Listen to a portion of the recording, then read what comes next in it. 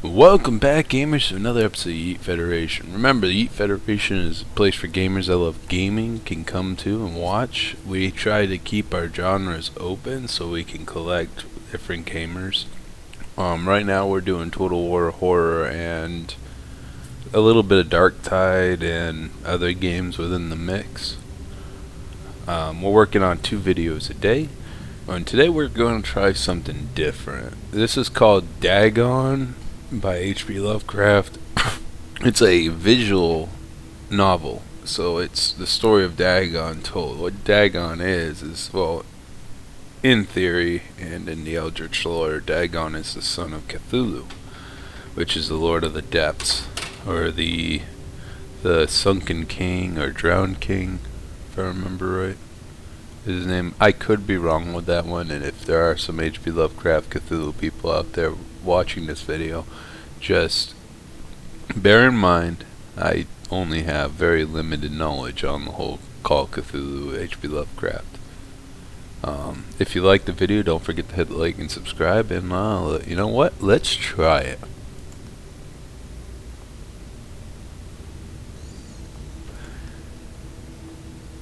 Dagon is a faithful, interactive adaptation of H.P. Lovecraft's work focused on story and atmosphere. You will not find difficult choices, action sequences, or inventory management here, and movement is limited to progressing through locations along with the plot. I am writing this under an appreciable mental strain, since by tonight I shall be no more.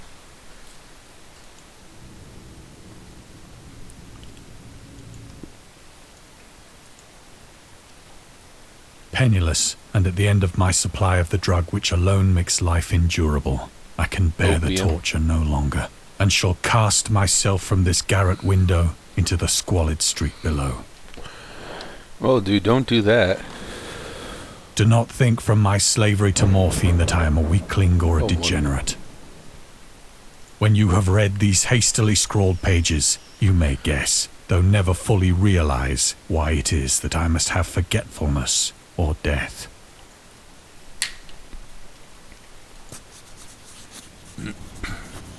Reading my It was in one of the most open and least frequented parts of the broad Pacific that the packet of which I was supercargo fell a victim to the German sea raider. Oh no. So during World War II, there was a lot shooting civilian vessels by German U-boats. The Great War was then at its very beginning, and the ocean forces of the Hun had not completely sunk to their later degradation,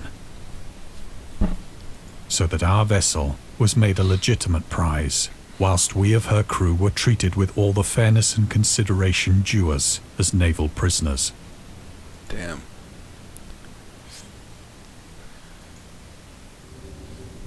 The Huns were Central Asian nomads who established a dominion in Europe and invaded the Roman Empire in the 5th century AD. They were known as brutal, deadly warriors and masters of quick raids, who also developed powerful composite bows, lassos, and early siege weapons. During World War I, the British used the word Hun as a synonym for Germans in order to emphasize their brutality. However, the term originated when the German Emperor Wilhelm II, I know I'm probably saying Wilhelm wrong, I think it's a V, but I apologize to all my German viewers, gave a speech to his troops on 27th July 1900 before they embarked to China. Should you encounter the enemy, we will be defeated. No quarter will be given. He will be defeated. No quarter will be given. Prisoners will not be taken. Whoever falls into your hands is forfeited. Just as 1,000 years ago the Huns under their king Attila made a name for themselves, one that even today makes them seem mighty in history and legend. May the name German be affirmed by you in such a way in China that no Chinese will ever again dare to look cross-eyed at a German. The refusal to take prisoners was a clear breach of the laws and customs of war adopted during the first Hague or Hague Convention of 1899. I could pronounce that wrong. You can read and discover trivia immediately or go back to them later in the main menu. Turn off displaying trivia if you find that the feature distracts you from the storyline. This can be changed anytime in options. Alright, so now I have to look up here.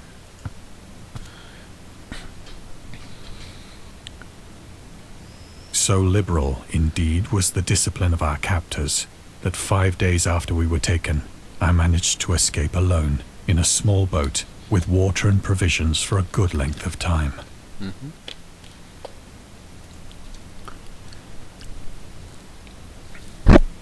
Oh, provisions. When I finally found myself adrift and free, I had but little idea of my surroundings. Never a competent navigator, I could only guess vaguely by the sun and stars that I was somewhat south of the equator. Of the longitude, I knew nothing, and no island or coastline was in sight.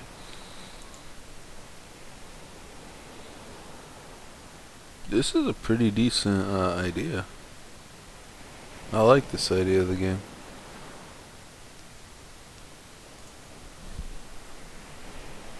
The weather kept fair, and for uncounted days I drifted aimlessly beneath the scorching sun, waiting either for some passing ship or to be cast on the shores of some habitable land.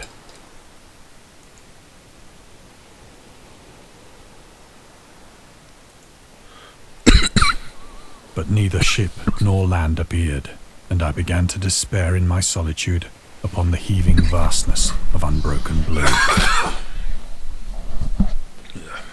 Very good. Sorry guys, just waking up. The change happened whilst I slept. Its details I shall never know.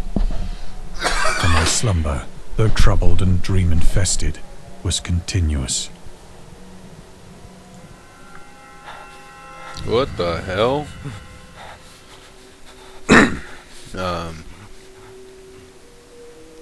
When at last I awoke, it was to discover myself half sucked into a slimy expanse of hellish black mire, which extended about me in monotonous undulations as far as I could see. Well, this follows the story. And in which my boat lay grounded some distance away.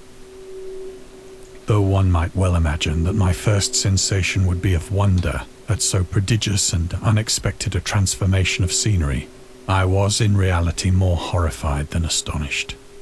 Don't remember these being in the book on the Black Mire, but I like the adding.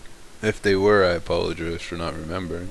For there was in the air, and in the rotting soil, a sinister quality which chilled me to the very core.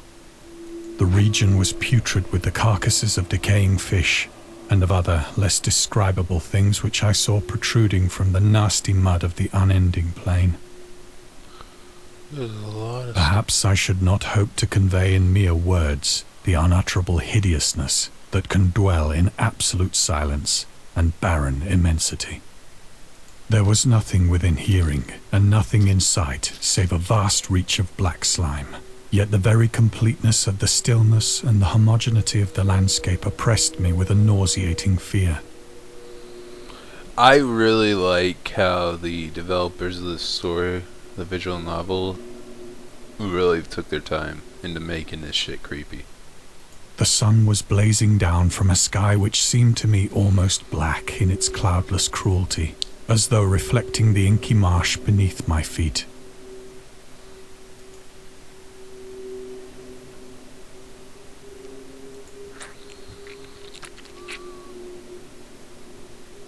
As I crawled into the stranded boat, I realized that only one theory could explain my position.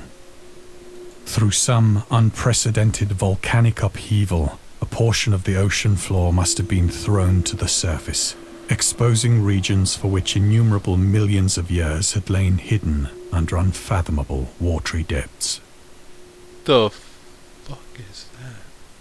So great was the extent of the new land which had risen beneath me that I could not detect the faintest noise of the surging ocean, straining my ears as I might. nor were there any seafowl to prey upon the dead things.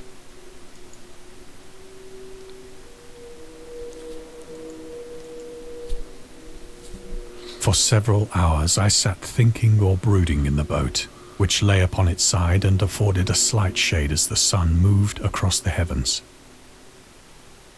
As the day progressed, the ground lost some of its stickiness and seemed likely to dry sufficiently for travelling purposes in a short time.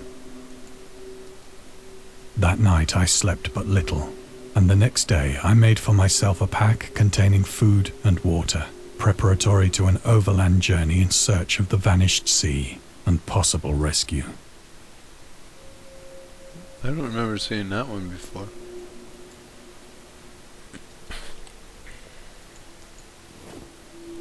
On the third morning, I found the soil dry enough to walk upon with ease. The odour of the fish was maddening, but I was too much concerned with graver things to mind so slight an evil, and set out boldly for an unknown goal. What animal is that? Like, I've never known about this one. So if there's anyone in the viewers that is an aquatic person, loves water, like animals, please leave a comment. Let me know what the hell that is. Please and thank you.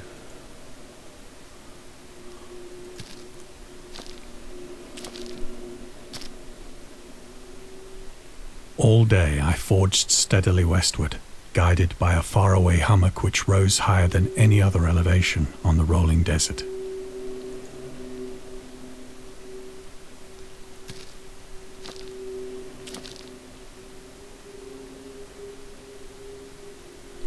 That's a crab leg or something. Oh my god, that's a blue whale. Oh, he's whale eye. How did you manage to get stuck in all this stuff? I haven't seen any sharks. That night I encamped, and on the following day still travelled toward the hummock, borrowed here. though that object seemed scarcely nearer than when I had first espied it.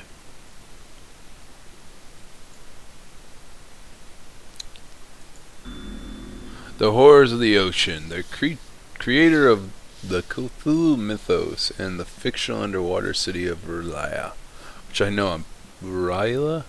Yeah. I'm pronouncing it wrong. I don't know how to pronounce that word. Was convinced that life could not exist at the bottom of the ocean because the water pressure would make it uninhabitable.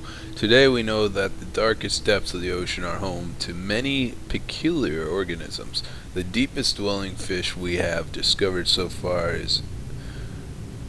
the Mariana snailfish can live about 8,000 meters, 26,000 feet. Holy hell. Below the ocean surface in never-ending darkness and at hellish crushing pressures, hundreds of times stronger than those found at sea level.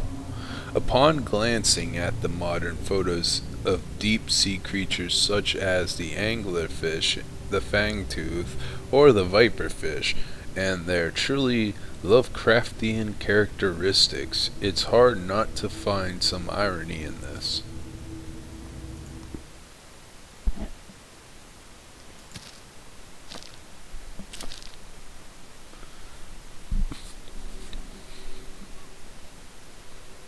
By the fourth evening, I attained the base of the mound, which turned out to be much higher than it had appeared from a distance.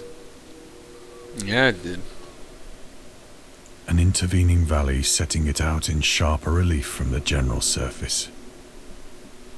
Too weary to ascend, I slept in the shadow of the hill. I know not why my dreams were so wild that night, but ere the waning and fantastically gibbous moon had risen far above the eastern plain, I was awake in a cold perspiration, determined to sleep no more.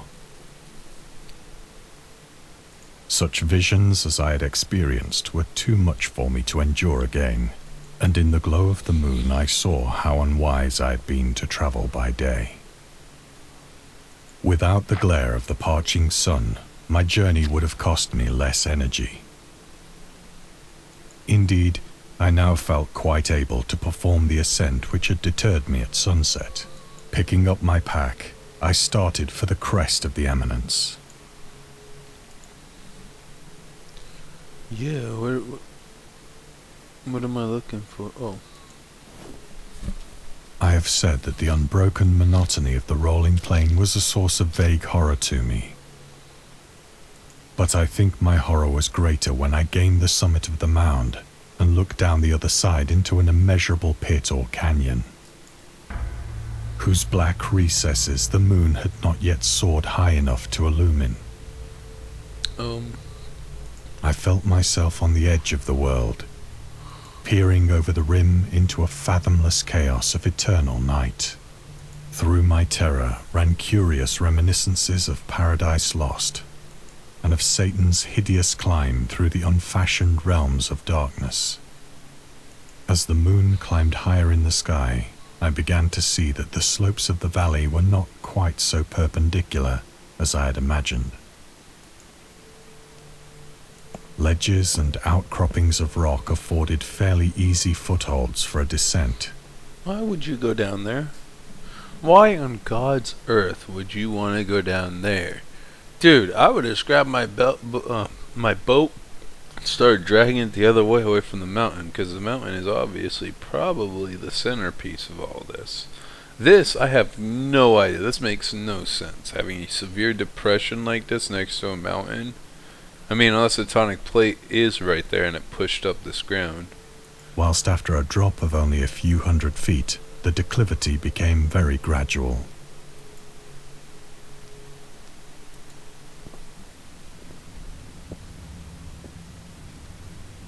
Urged on by an impulse which I cannot definitely analyze, I scrambled with difficulty down the rocks and stood on the gentler slope beneath, gazing into the Stygian deeps, where no light had yet penetrated. All at once, my attention was captured by a vast and singular object on the opposite slope, which rose steeply about 100 yards ahead of me. An object that gleamed whitely in the newly bestowed rays of the ascending moon. Let me guess, let's go fuck with it.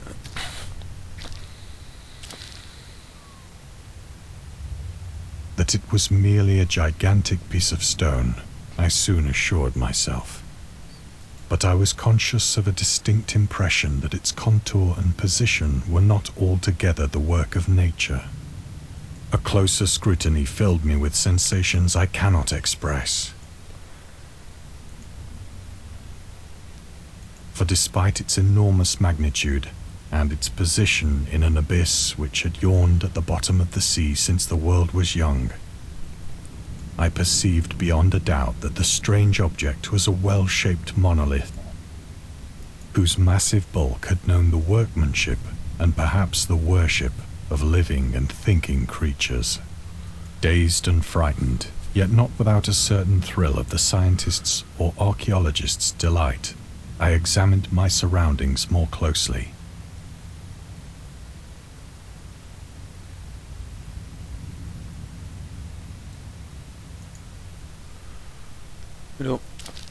I don't know. Don't walk towards it. Walk out, get back up, and walk the other way. The moon, now near the zenith, shone weirdly and vividly above the towering steeps that hemmed in the chasm, and revealed the fact that a far-flung body of water flowed at the bottom, winding out of sight in both directions and almost lapping my feet as I stood on the slope.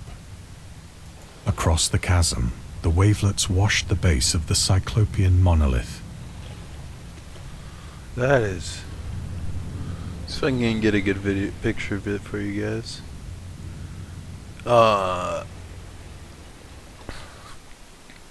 It's trying to say put all the water creatures on the surface, on whose surface I could now trace both inscriptions and crude sculptures.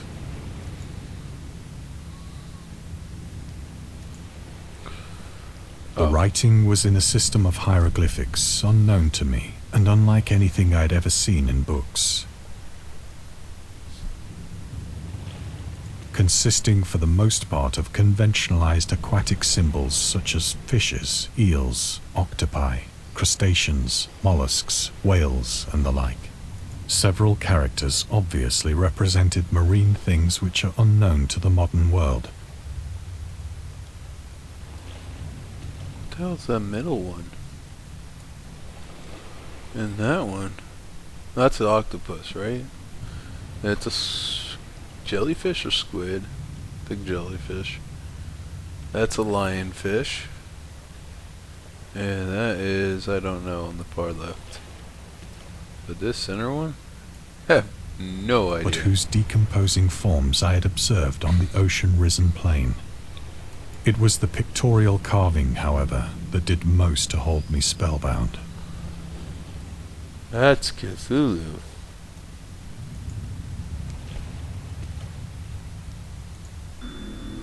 Storytelling method. Dagon contains many themes and storytelling methods that Lovecraft developed in his later works, such as telling the story through carvings, as the Mountains of Madness, the Nameless City, journals of and character notes, the Shadow Out of Time, the Haunted of the Dark, islands emerging from the ocean, called Cthulhu, or fictional beings or deities based on real events and mythologies.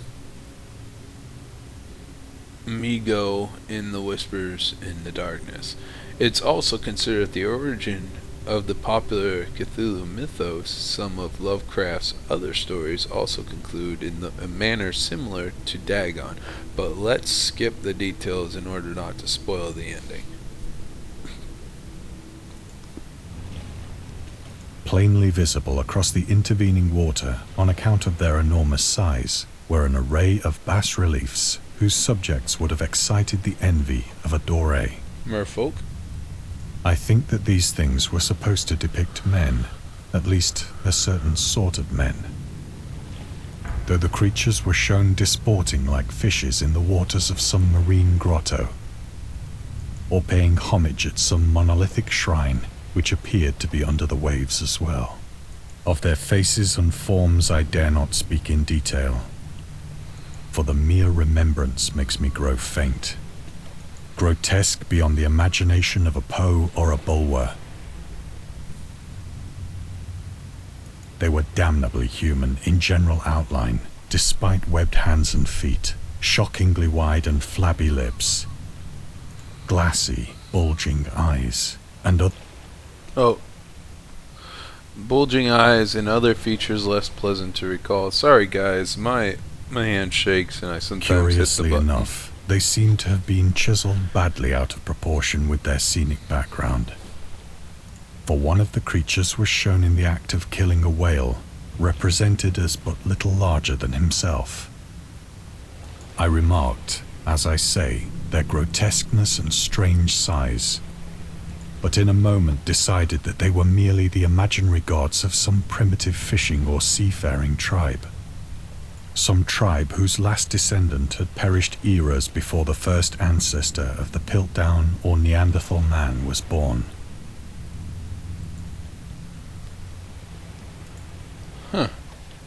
Awestruck at this unexpected glimpse into a past beyond the conception of the most daring anthropologist,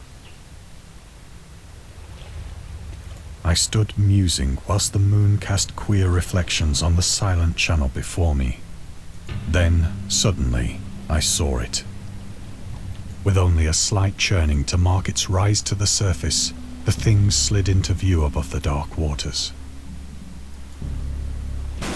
Vast, Polyphemus-like and loathsome, it darted like a stupendous monster of nightmares to the monolith, about which it flung its gigantic scaly arms, the while it bowed its hideous head and gave vent to certain measured sounds. I think I went mad then. Of my frantic ascent of the slope and cliff, and of my delirious journey back to the stranded boat, I remember little.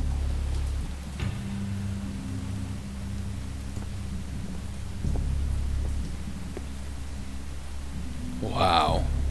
I believe I sang a great deal, and laughed oddly when I was unable to sing.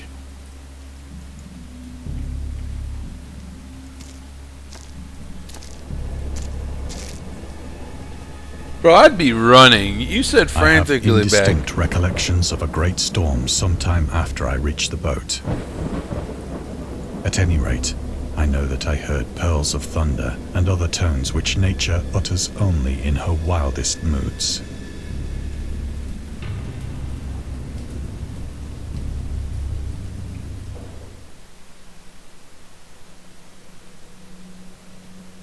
When I came out of the shadows, I was in a San Francisco hospital. Brought thither by the captain of the American ship which had picked up my boat in mid-ocean. In my delirium, I had said much, but found that my words had been given scant attention. Of any land upheaval in the Pacific, my rescuers knew nothing. Nor did I deem it necessary to insist upon a thing which I knew they could not believe.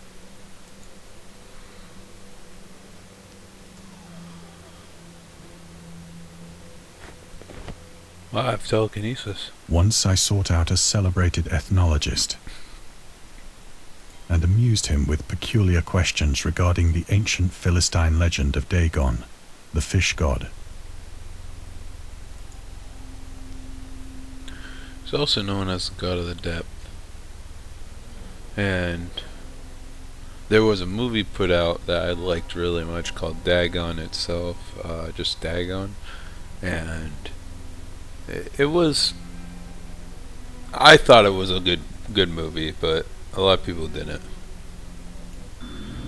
Dagon was the main deity of the Philistines, worshipped throughout the Middle East as the ancient god of fertility and crops. In Hebrew, the word Dagon was a common noun for grain. The rulers of Akkad, Mesopotamia, chose him as the patron saint of their war conquests.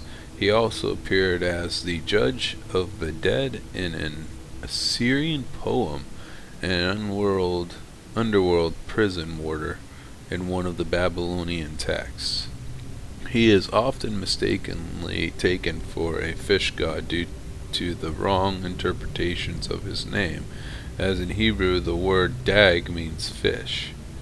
In H.P Lovecraft's work, Dagon is an underwater deity ruling over the deep ones, a humanoid race with fish traits that resides in the oceans. He is worshipped by a secret cult called the Esoteric Order of Dagon. Okay. Okay, where's the circle? Right there.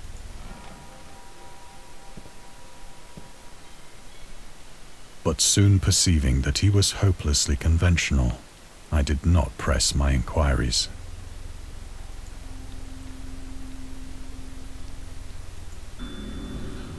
August Derleth and the Cthulhu Mythos. August Derleth was an American writer and anthologist. He also befriended Lovecraft and published many of his works through his company Arkham House. Although he greatly contributed to the popularization of the author's work after his death, he is surrounded by numerous controversies. One of his most questionable decisions involved introducing the good and evil doctrine.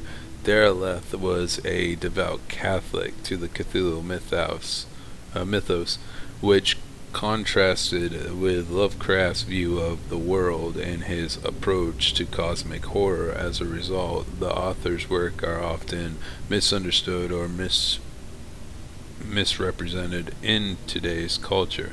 It is also worth noting that Lovecraft was never really interested in creating a mythology, and the term Cthulhu mythos was coined by Derleth after the author left the mortal plane.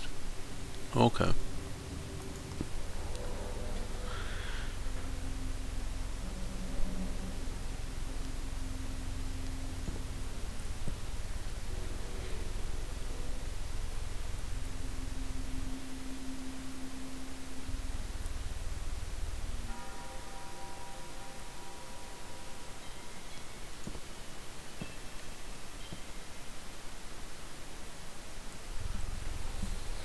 It is at night, especially when the moon is gibbous and waning, that I see the thing. I tried morphine, but the drug has given only transient surcease and has drawn me into its clutches as a hopeless slave. Damn. So now I am to end it all, having written a full account for the information or the contemptuous amusement of my fellow men.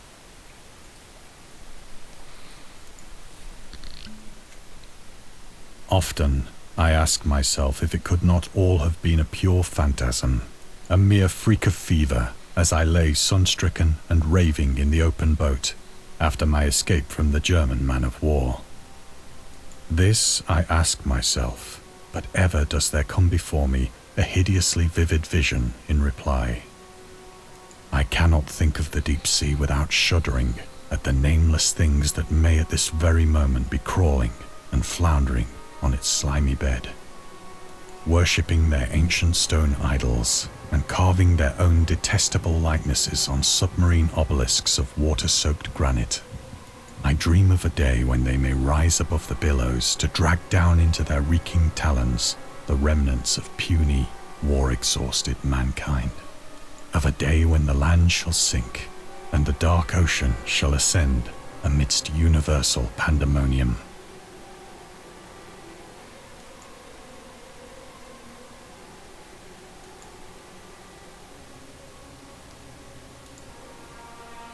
This is not good.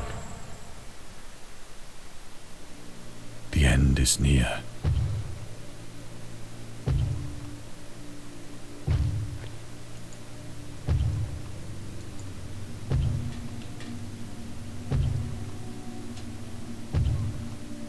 Okay, what am I...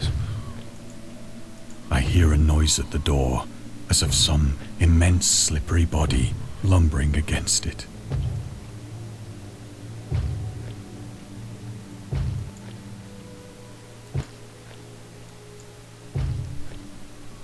It shall not find me.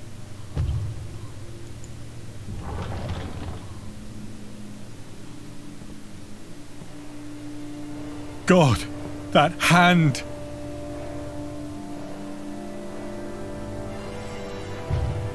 The window! The window!